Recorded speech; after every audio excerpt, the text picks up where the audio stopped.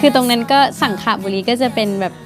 สถานที่แบบนั้นอยู่แล้วด้วยอะค่ะที่มันสวยด้วยอยู่แล้วนะคะวิวสวย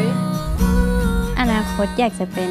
ศิลปินนะคะที่แบบว่ามีผลงานเป็นของตัวเองแล้วก็ถ้าสมมติว่าวันหนึ่งหนูขึ้นไปร้องบนเวทีแล้วคนดูข้างล่างสามารถร้องเพลงของหนูได้ค่ะก็คงเป็นอีกวันหนึ่งที่หนูภูมิใจค่ะ